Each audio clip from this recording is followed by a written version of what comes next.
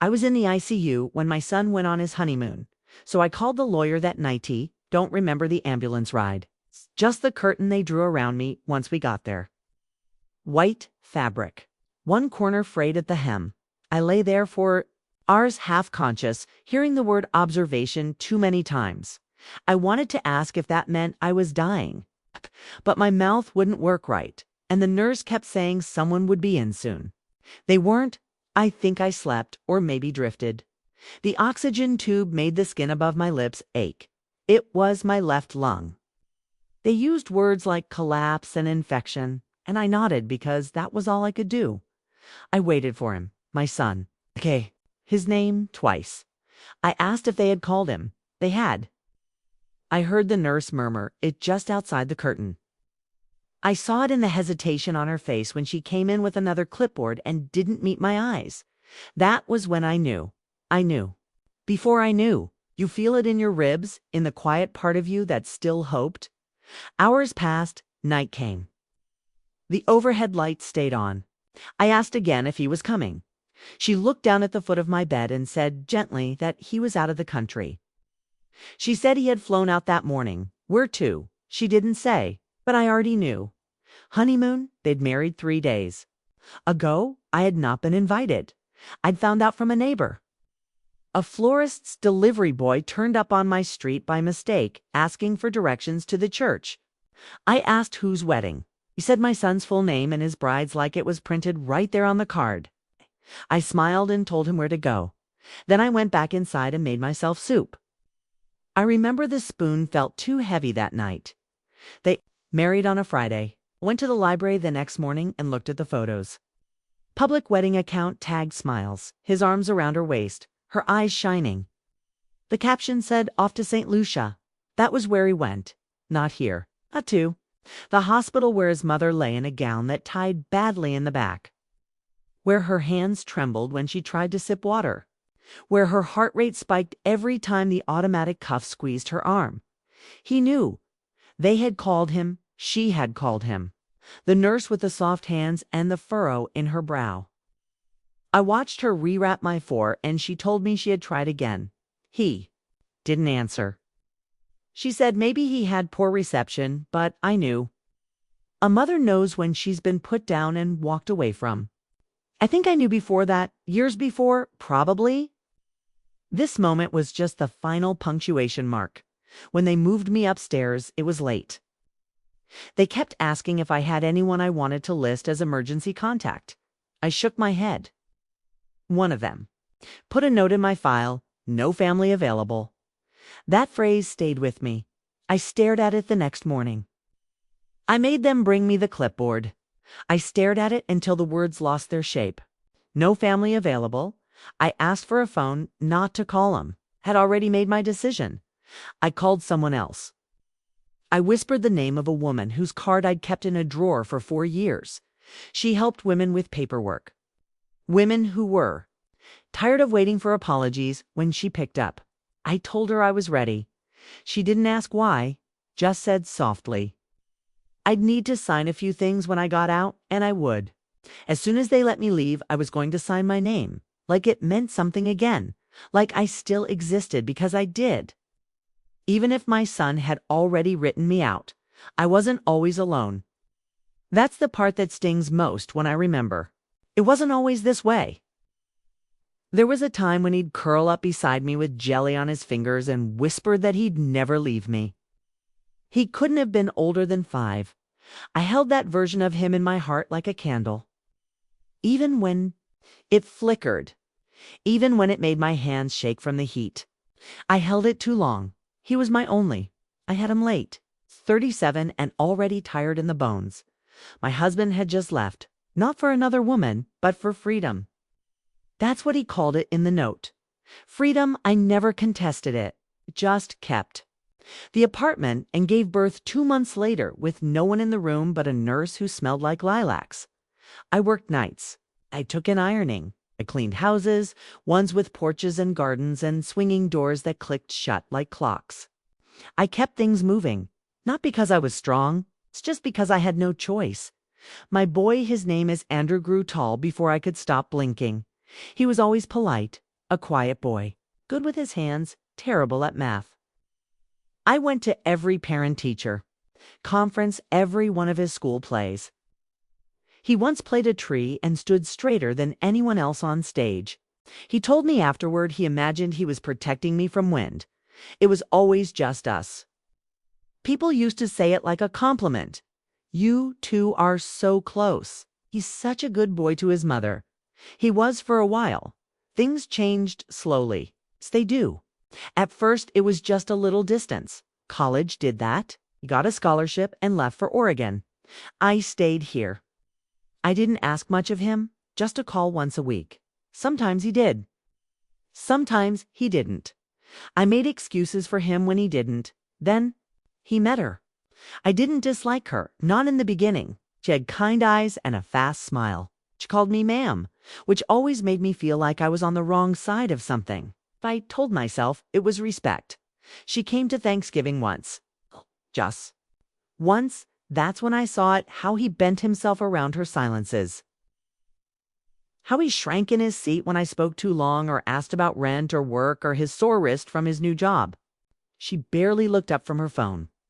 I had made sweet potatoes with cinnamon, his favorite. He didn't touch them. That was 3 years ago. After that, they didn't come to Christmas. Said they were traveling, then they were busy. Then the lease was up. Then they were moving again. I sent cards. They stopped being returned, but I never got a reply. He called once, last summer, said he was sorry for not calling more, said he was just so busy and things were complicated. She didn't like phones, he said. I told him he could write. He said maybe. He never did. I didn't know they'd gotten engaged until a neighbor saw the announcement on her cousin's Facebook. She printed it out for me because she thought I'd want to see. The photo was nice, his arm around her, her hand resting on his chest, showing the ring. My son's face had changed. Not in a bad way, just aged. Like I'd missed 5 years of him while sitting in the same room. That was when I started writing. The list not for revenge, not even out of anger. Just stay grounded. When you begin to disappear from someone's life, you need evidence that you were ever there to begin with. So I wrote it down. What I had paid for, what I had signed. Whose name was on what dot. I wrote down the things I kept quiet about. The things I gave up. When I sold my mother's bracelet to pay his first tuition gap. When I canceled my own dentist appointment so he could get a new suit for an internship interview. When I co-signed the loan, that last one mattered. The one I circled in red dot, he had been 23, fresh out of school. She was pregnant then, though she lost it 2 months later, and they needed a place. He said, just help me get approved, Ma. I'll take care of the rest, so I did. I didn't ask many questions. I just signed and let it ride. It was a small condo outside Eugene. They said it was temporary. I never got the address. Later, I learned my name had stayed on the deed. Years passed. He never brought it up again. I didn't either. I suppose I thought it was his now, like everything else I had once given him. He had a life. I had memories. But after that night in the hospital, after the nurse said he was on a plane and wouldn't be back for 2 weeks, I remember the file. The envelope in my kitchen drawer. It's tucked between the grocery lists and the coupons I still cut even though I live alone. The papers had dust on them. I'd forgotten until I didn't. And once I remembered, I couldn't forget again. There was still time, time to sign, time to shift things back. Time to take control of my own name before it was used against me. I stared at the ceiling in that hospital room and listened to the beeping. Each beat felt like a second chance. I didn't feel vengeful, felt awake. It was the first time in a long time I had felt anything like that. Not angry, not hurt, just clear. They would release me in the morning, they said, and I knew exactly where I would go. The doctors said I was lucky, said it could have been worse if I'd waited another day to come in. I nodded and thanked him. I didn't say that I had waited, that I had laid in bed 2 nights before, trying to decide if the pain in my chest was worth the bus fare. They discharged me just after noon. A nurse wheeled me to the sliding doors. Even though I said I could walk, she insisted. Her kindness made my throat hurt more than the infection had. She said I should have someone stay with me for the next few days. I told her I would. I didn't. I stepped into the parking lot and sat on the concrete bench just outside. I had the envelope in my purse, the original mortgage papers, the cosign form, the warranty deed, all still folded where I'd left them 6 years earlier. I hadn't told my son I kept them. He assumed I wouldn't think too. I didn't call a cab. I sat in the sun for a while, let it warm the front of my face. People passed me without noticing. I watched a man kiss a woman's forehead as they waited for their ride. A toddler squealed and dropped her juice box. A nurse lit a cigarette. Behind the security booth, it felt like I was watching something through glass. Life, I guess. I took out my phone. I hadn't turned it on in 2 days. There were 3 missed calls, all from the same unknown number. And 1 voicemail. I almost didn't play it, but I did. It was her. His wife. She didn't say hello. She didn't say my name. Just said, quickly, that they had heard I was in the hospital. That Andrew was worried. That they were away, obviously, but she'd left my name with someone in case of anything. She said she hoped I'd understand. That they couldn't cancel their plans last minute. That this trip was expensive. Then she said, we'll check in again when we're back. And the line went silent. There was something in her voice, not unkind, just final. As if she were placing me gently on a shelf and closing the cabinet door. I deleted the message. I walked to the bus stop. Slowly, but I made it. The ride home was quiet. I sat near the window. I didn't look at my reflection. I just watched the city pass. I didn't feel like I belonged to it anymore. When I got home, I boiled water for tea, the same mug I've had for 20 years, with a chip on the rim that catches your lip if you're not careful. I drank it standing at the sink. I took the envelope out and laid it flat on the table. The corners were soft. I ran my hand over the name printed above mine, his full name, still attached to me in print, if nowhere else. I didn't call him. I didn't text. Didn't send a photo of the hospital band still around my wrist. That would have felt like begging. I didn't need his attention anymore. I needed my name back, so I called her again, the woman from the legal clinic. Her name was Janice. She spoke softly, the way some women do when they've seen too much. I told her I had the papers. I told her I wanted to make changes. She said she'd meet me tomorrow. I packed a small bag that night, just a few clothes, my documents, a book I'd started 5 times but never finished. I took my toothbrush and my birth certificate. I left the wedding photo of me and my ex-husband in the drawer where it belonged. Then I turned off the lights. It's not because I was leaving forever, but because I wasn't sure when I'd be back. The motel was 15 minutes from my house. Cheap, but clean. They gave me a room at the end of the hall with a window facing a parking lot. I liked the sound of the ice machine humming below me. It meant something was working. I didn't sleep much. Just lay there with the papers spread out on the bed, reading over everything, looking at the way I'd signed my name. How careful my handwriting was back then. That's when I found it, an addendum, tucked in with the deed transfer. Something he'd filed without telling me. It had my name on it. Yes, but it also had a clause. If either party relinquished their rights, the remaining signatory could assume sole ownership. It was legal, quiet, and tucked in a paragraph I would have missed if I hadn't looked closely. He'd planned it that far back. I sat very still, not because I was surprised, but because something in me finally shifted.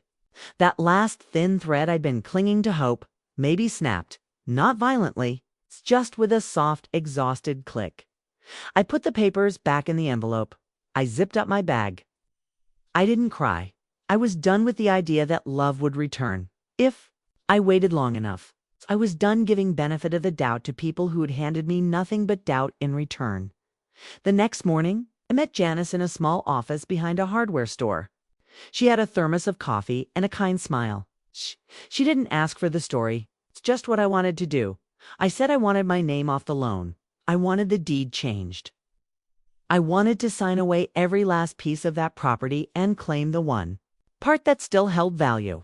The financial note he'd never paid back. It's the one I could collect or freeze or use. She nodded. She slid the papers across the desk. I signed. The pen felt warm in my hand. My signature was smaller than it used to be, but still mine. That was the day I stopped waiting for someone to choose me. I chose myself. It felt strange, leaving that office, with the signed copies in my bag. I held them against my chest as I walked to the bus stop.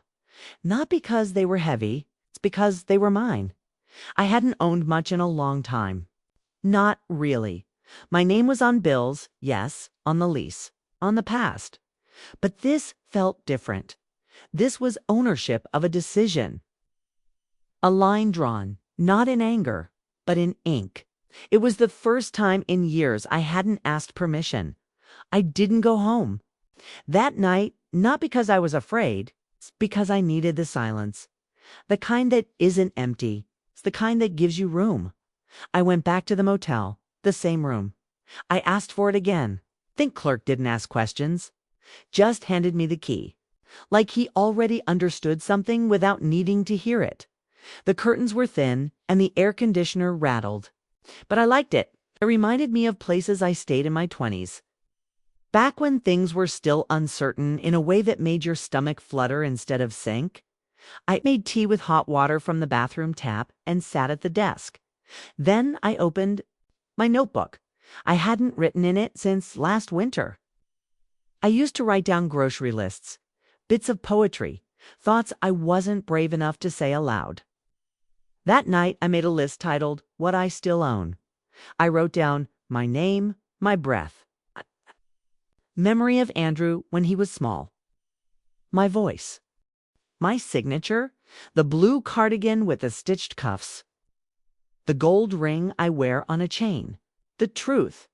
I stared at that last one a long time. Because the truth is, I wasn't the perfect mother. I hovered. I held on too long. I stayed quiet when I should have spoken and spoke too often when I should have listened. But I was there, always. Even when I had nothing left to give, I gave anyway. And when he began to pull away, I told myself it was normal. That children grow up and forget to call. That independence looks like distance. But there's a difference between forgetting and choosing to forget someone on purpose. He didn't just move on. He erased me. He made me small in his new life. Like I was a chapter he had skimmed over. I think the hardest part wasn't that he went on the honeymoon while I was in the hospital. It was that he didn't even hesitate. He didn't even ask if I would be all right. He knew where I was, knew I was alone. And he left anyway, for a resort with ocean views and couples massages and no cell service. That tells you everything. I didn't cry that night. I thought I might. But I didn't. I just sat with the papers and the tea and the knowledge that I had begun to build a walnut out of bitterness. But protection. The next day, I went to the bank. I wore my best blouse and fixed my hair. The woman at the desk was younger than Andrew. She smiled too brightly at first, but her tone changed when I laid the documents in front of her. She called someone else over, and I watched them look at the fine print. They nodded. Asked if I had ID. I did, and just like that, access changed. Hands, I wasn't trying to take something from him. I was reclaiming something that should have never been forgotten. He'd used me for the signature, for the credit. Then left my name on something I was meant to disappear from. But I didn't disappear. Not this time, that evening. I changed the passwords on the shared account. The one I'd kept open in case he ever needed to borrow money again. One transferred. The remaining balance into a new account with my name alone. It wasn't much, but it was mine. I booked 3 more nights at the motel. I didn't answer my phone. I think he must have called, I don't know. I turned it off after I left the bank. There was a strange comfort in the quiet, like shutting a window on a draft instead. I went to the small diner on the corner, the kind with chipped mugs and laminated menus. The waitress called me honey and asked if I wanted the soup and sandwich special. I said yes. I ate slowly. Not because I was savoring it, but because I could. No one needed me. No one was waiting on me to be useful or gentle or forgiving. I left a tip larger than usual. I walked back to the motel and let myself fall asleep with the window cracked. The night breeze smelled faintly of old roses from the bushes near the parking lot. I hadn't noticed them before. I dreamed I was in a house by the sea, alone but not lonely. I was baking bread, the kind with a thick crust and steam that rises when you cut it open. I was humming. My hands were steady. When I woke up, I felt something I hadn't felt in years. Not hope, not happiness, just stillness. The kind that comes after a long storm. When the last leaf settles on the wet ground and no one speaks for a while, I didn't know what I'd do next, but I knew I wouldn't go back. Not to the house, not to the waiting, not to being someone's afterthought. That door had closed, quietly, firmly. And this time, I was the one who turned the handle. The motel room didn't feel like a room anymore. It felt like pause, like breath, a space between who I had been and whoever was beginning to take shape inside me. I didn't want to name her just yet, but I could feel her bones settling into place. I didn't tell anyone where I was. There was no one to tell. The few neighbors I used to chat with were kind, but not close. They would have asked questions. I wasn't ready to answer, "Are you all right? Are you going back? You heard from your son?" No, and yes. I had heard. I just wasn't listening anymore. On the third morning, I sat at the small desk in the corner and began sorting my papers. Insurance documents, old bank statements, the original deed with my name scrawled beside his. Janice had filed the ownership. Change, but I still had to notify the HOA. There were forms, always forms. But they didn't scare me. I had lived a life full of small, invisible labors. This was just another one, except this time it was for me. I made a list of everything that had my name tied to his shared account. The deed now shifting. It's my emergency contact form at the doctor's office. It's the library card he'd used as a teenager that still listed my phone number as backup. I started crossing things off.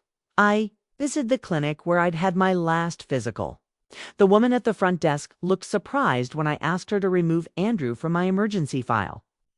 I told her there was no longer a reason. She looked down quickly and nodded. She didn't ask Dot at the library. I returned a book I didn't.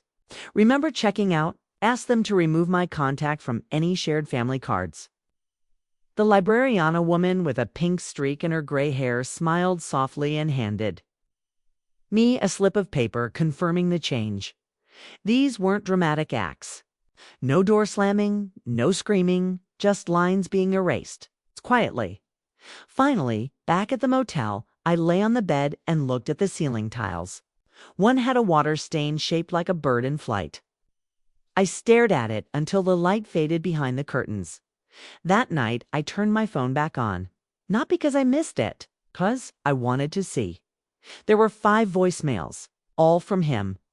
The first was short, "Hey Mom, just calling to see how you're doing. Call me when you get this."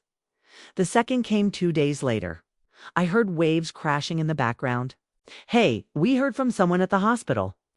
I didn't know it was that serious. I thought it was just a checkup or something. Hope you're okay." The third was longer, his voice lower. "Mom, I don't know where you are. Came by the house. It looks like no one's been there. Can you just let me know you're all right, please." The fourth was from her, his wife. She didn't sound gentle this time, more clipped. "Your son is really worried. You disappearing like this, it's not fair to him. He's trying. Can't you at least respond?" The fifth message was just breathing. Then him saying softly, "I'm sorry." He didn't say what for. I didn't save any of them. It was strange listening. To someone realize in real time that you're no longer where they left you. That you've stepped out of the role they assigned you without telling them it wasn't revenge. I wasn't trying to hurt him. I just didn't owe him anything anymore. The next morning, I mailed the HOA documents. One included a short note, typed, with my new forwarding address, post office box in a nearby town. I wasn't hiding. I just didn't want to be found easily. I ate toast with honey in the motel room, sitting cross-legged on the bed like I used to when I was young and unwound by anyone. Then I called Janice one last time. I told her thank you. She said she was proud of me. That word used to belong to mothers. Now it belonged to women like me. Women who had been folded small and finally stretched out their limbs again. I packed my things. Not everything, just what mattered. The envelope. The ring on the chain. My list, I left the rest behind. A scarf. 2 blouses I no longer liked. A mug I'd bought from the motel vending machine. At the front desk, I returned the key. The clerk nodded. He didn't ask where I was going. I didn't know yet, just not back. I walked to the bus station with the bag slung over one shoulder and the sun on my neck. I felt the kind of tired that comes after surviving something, not running from it. There were trains that went north. Small coastal town I'd visited once with Andrew when he was 12. He had held a seashell to my ear and told me it sounded like a secret. I still remembered that. I chose that stop not for him. For me, it would take a few hours. I didn't mind. I sat on the bench with my bag between my feet. My hands folded in my lap for the first time in years. No one knew where I was, and for the first time I felt safe. The town was quieter than I remembered. Maybe it had always been this way and I'd only noticed the beach then, the bright things, the shell shops, and seagulls. This time I looked at the sidewalks. It's the way the paint peeled on the cafe door. It's the dust on the windowsills of the post office. There was a stillness I liked. Like the town had exhaled a long time ago and never felt the need to speak again. I rented a room above a bakery.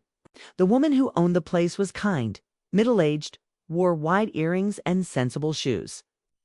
Her name was Dell. She didn't ask many questions, which made me trust her. She just looked at me a moment and said I reminded her of her sister who lived in Montana and used to write poems in the margins of receipts. The room had a window that opened over the alley and a twin bed with a firm mattress. It wasn't fancy, but it was clean. I paid in cash, and Dell handed me a key with a chipped blue tag. I spent the first 2 days walking, not far, just down to the beach and back. My legs still felt heavy from the hospital, but they worked. I liked the feel of sand under my shoes and the wind pushing my jacket back. No one looked at me.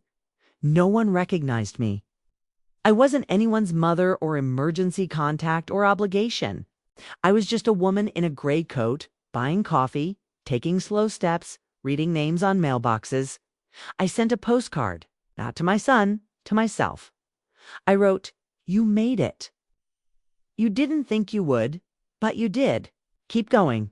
I dropped it in the mailbox, across from the old pharmacy, and walked away before I could change my mind. On the 4th day, the texts started. First 1, then 3, then 9 in one evening. Andrew asking where I was, saying he was worried that this wasn't like me, that he didn't understand why I'd frozen the accounts, why the HOA called him asking about the deed, why my phone went straight to voicemail. He said he loved me, that he didn't mean to hurt me, that I was overreacting, that he needed me to stop. She sent one message. It's just one. "This is cruel. We didn't do anything wrong. You're acting like a child." I sat with that one the longest, read it twice, then deleted it without answering because I wasn't acting like a child. I was finally acting like someone who knew the rules had changed. Someone who understood that sometimes silence is protection, not punishment. I didn't respond. Not to him, not to her. The next day he called Dell.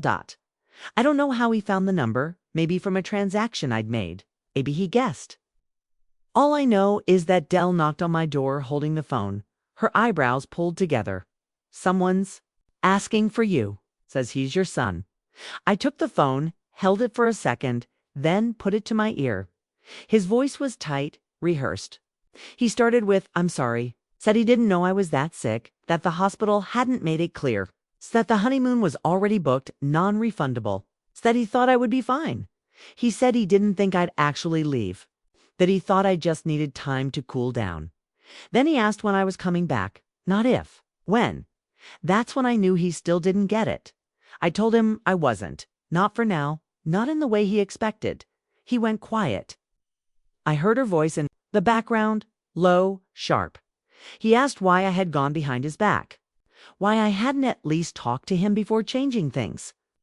He said I was being vindictive, that I'd embarrassed him, that I'd made things harder than they needed to be. I said calmly that I had done what I needed to do. That's it. He hung up.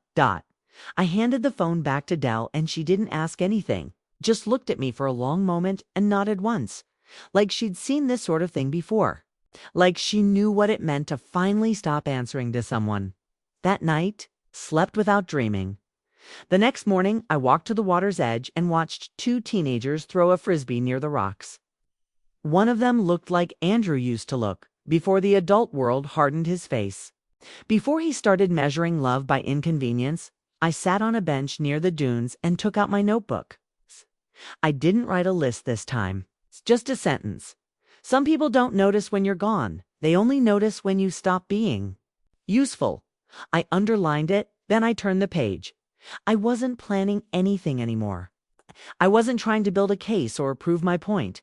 I was just giving shape to what I already knew. My silence wasn't a weapon. It was the sound of someone finally closing the door and resting her hand on the knob for the last time.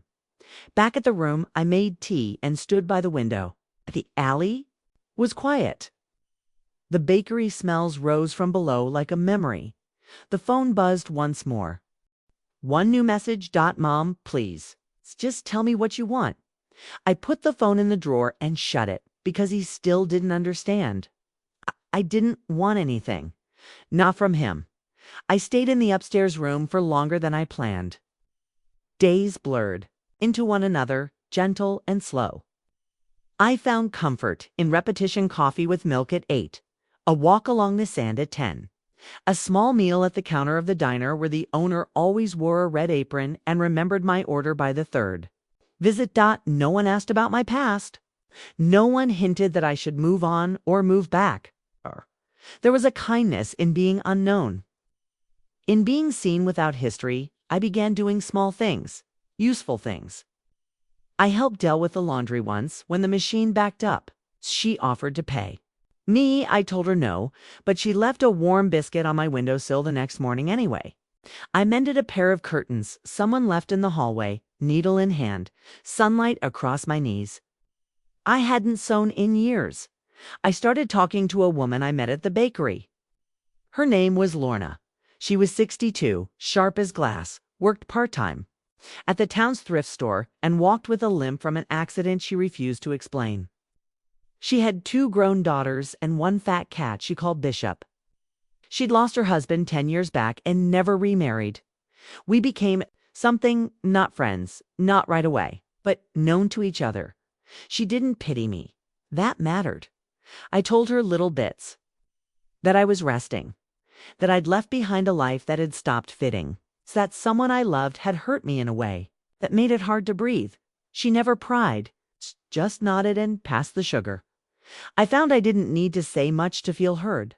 Sometimes it's like that. You find someone whose silence understands your own. I sent no messages to Andrew. Even when he emailed. He switched to email after I stopped responding to texts. They came every few days at first. Then a week passed. Then to they were tidy, logical. He asked if I was safe. Said they'd gotten a lawyer. That what I'd done with the financials might not be legal. That if I didn't return the funds, there could be consequences. He attached a document once. I didn't open it. Instead, I forwarded it to Janice. She wrote back in under an hour. I still remember her words. You've done nothing wrong. Let them worry now. You don't need to carry this anymore. That was when I realized something had shifted. I no longer feared what they might take, because they'd already taken what mattered. The trust. The tenderness. The belief that if I were hurt, someone would come running. And now they had nothing left to threaten me with. The relief wasn't loud. It came like quiet rain after a drought. I stood on the beach the next morning and watched a dog chase a gull through the surf. My shoes sank a little in the wet sand. I had the urge to laugh, not because anything was funny, it's because something inside me had loosened. Like a knot finally giving way, I started to write again. Not long stories, just small fragments. Things I remembered. A sentence Andrew once said when he was 7. "Mama, I think the sky's embarrassed. That's why it blushes at night." A memory of dancing barefoot in the kitchen to a song I can't recall. The smell of clean sheets on a Sunday evening. The feel of my mother's hands when she braided my hair. Not everything was sad. Not everything was lost. There was life in me still. That surprised me more than anything. One afternoon, Lorna invited me to the thrift store to help sort books. I agreed. Not because I needed something to do, but because it felt right to be useful again without being used. The store was dusty and bright, the kind of place with mismatched lamps and chipped mugs no one could throw away. I sorted paperbacks into bins, wiped down old picture frames. I found a stack of cards someone had donated, a box of unsent birthday wishes. Some had names already written, but no addresses. I read one that said, "I'm sorry I missed it. You're still in my heart always." I placed it back gently and moved on. Later, Lorna handed me a cloth and said, "You could stay, you know. I've got a cousin with a spare cottage near the hill. Nothing fancy. Cheap rent." I looked at her, my throat tight. She said nothing else, just wiped her hands and hummed to herself. That night, I walked home slower. My feet knew the way now. I paused under the street lamp near the bakery, looked up at the single glowing bulb, moths circling like stars. I realized I could say yes, not to her, not yet, but to something, to a small new life, a room with my own chair, a neighbor who brings jam, a morning without ache. I sat at my window and watched the sky turn soft with dusk. My phone buzzed again. One new message. This time it was just a sentence. "I'm sorry you felt abandoned." Not, "I'm sorry I abandoned you." That's the difference. And that's what makes it final. I didn't respond. I folded a clean piece of paper and wrote my name in the center. Not for anyone else, just to remember that it still belonged to me. I moved into the cottage a week later. It sat just off the edge of the hill, close enough to the sea that I could hear the tide if the wind was right. 2 rooms, sloped ceiling, peeling blue paint on the porch rail. Nothing perfect, but it breathed. That mattered more. Lorna's cousin May handed me the key and said I could paint if I wanted. She didn't ask for references, just looked me over with a kind of soft knowing and said she hoped I liked quiet. I did. The first night, I unpacked slowly.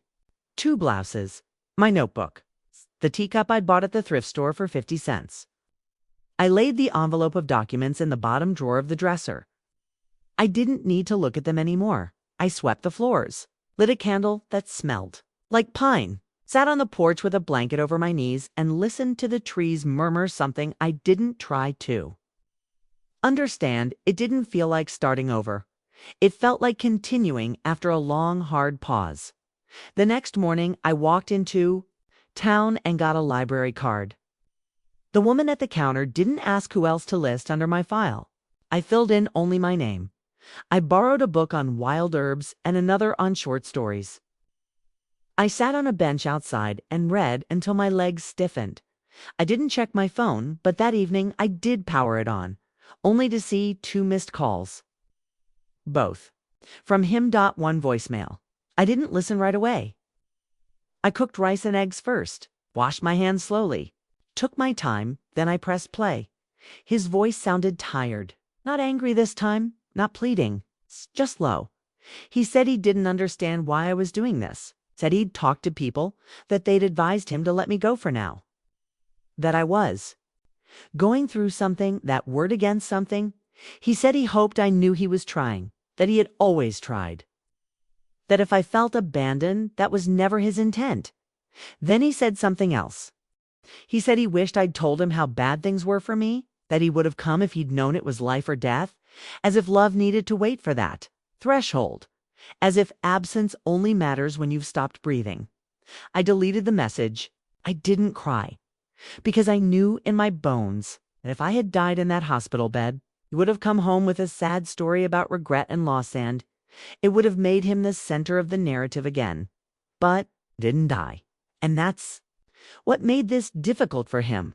I lived, and I left. I did not ask for his permission. That night, I wrote a letter I didn't plan to send, not to punish him, just to speak aloud what I would never say to his face. I wrote, "You left me long before I left you." I was just the last one. To admit it, I used to think silence was something I endured. Now I know it can be something I own. I forgive you. But that does not mean I owe you anything. Not my location. Not my comfort. Not my pain. This isn't exile. It's return. To myself. I folded the letter and tucked it into the back of my notebook. Not to revisit. Just to close the page. The next morning, I met Lorna at the cafe. She handed me a tin of cookies and said Bishop had knocked over a glass and ruined her rug. I offered to help her clean it. We walked back to her place together. She never asked about Andrew. Not once. But on the porch, she paused and said, "You've got your feet under you now. I can see it." I nodded. It felt true. We sat and drank tea. I told her a story about the time Andrew brought home a stray dog and insisted it could sleep in my bed. I told her how he used to hum while brushing his teeth. How he once cried over a turtle he thought he'd hurt by stepping on a stick. She listened, smiled in the right places. Didn't offer advice. Then she said something I hadn't expected. Sometimes love doesn't stop. It just runs out of places to land. I nodded again. She got it when I got back to the cottage. The wind had picked up. A storm was coming. I closed the windows, lit the candle again, and sat at the table watching the branches sway. The phone buzzed once. A single text. It was from him. Just one line. "If you ever want to talk, I'm here." I stared at it, not with anger, stillness. Because, for the first time, I realized I didn't want to. Not out of cruelty, not out of pride, just peace. The kind that doesn't need to be explained. I turned the phone off again and set it in the drawer. Then I went outside and stood in the wind. It smelled like rain. And freedom. The storm passed in the night. By morning, the world was rinsed clean. The leaves along the path shone like new coins. The sea was louder, but calmer somehow. Everything looked washed, but not ruined. I made tea and sat on the porch with the same blanket over my knees. The mug warmed my fingers. There was no sound, but the wind and a single bird calling in short, clear bursts. I didn't know what kind of bird it was. I didn't need to. I hadn't spoken to Andrew in weeks. He sent a few more messages. At first, asking gently, then more urgently, then quietly again. Sent a photo of an old birthday card I had written him once. Said he found it while sorting through things. Said he'd forgotten how much I used to write. That I always made. Things feel warm even when they weren't. I read the message, then deleted it. I didn't respond. There was nothing left to say that hadn't already been spoken by the silence. And this silence was mine now. Not cold, not angry, just ... final. Some days I still think of him as a little boy, curled up under a blanket, whispering fears into my shoulder. Some part of me will always love that version of him. That part never goes away. But love doesn't mean return. It doesn't mean sacrifice. It doesn't mean waiting on the porch with soup in your hands and hope burning a hole in your throat. I gave him everything I could. He chose to step around it. So now I've chosen myself. It's not a dramatic thing. There's no music, no applause. Just days one after another where I wake up and breathe and eat and smile sometimes. And that's enough. Last week I joined the library's writing group. It's just for women and one man who mostly reads aloud what he wrote 20 years ago. I sit and listen. Sometimes I share. Sometimes I don't. But I go, yesterday I baked bread. It wasn't perfect, but it rose. I gave half to May and brought the rest to Lorna. We ate it with honey and didn't talk much. I started a new list in my notebook. Not of things I've lost, but of things I want. A fern for the window, new sheets, a scarf that feels like sunlight, a dog maybe, or a cat. Something that chooses you each morning, without question. A small garden with mint and lavender. One good photograph of myself, smiling. The last entry was this: to forget the sound of apology without substance. That one might take longer, but I'm working on it. A few days ago, I walked farther than usual. Up the hill past the chapel, down the gravel trail that leads to the cliff's edge. There's a bench there, old and splintered. Someone carved initials into the backrest tar, H+MT. 1974.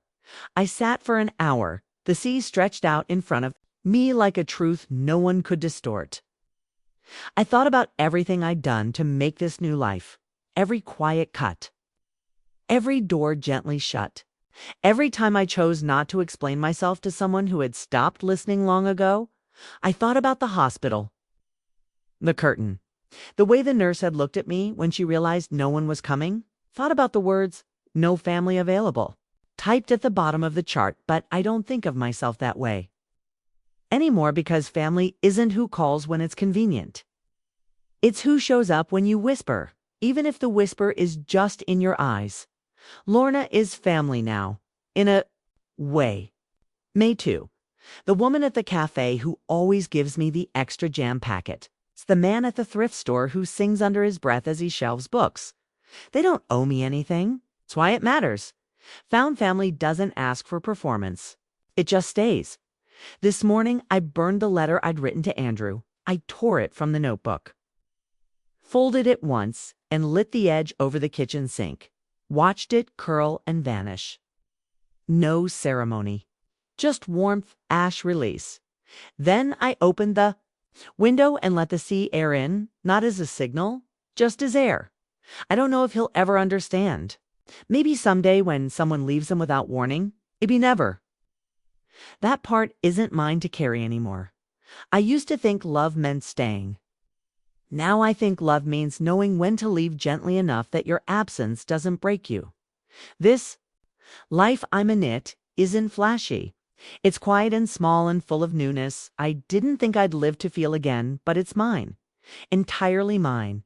And when people ask who I am now, I just smile and say my name, because this time I decide who. Guess to call me anything else?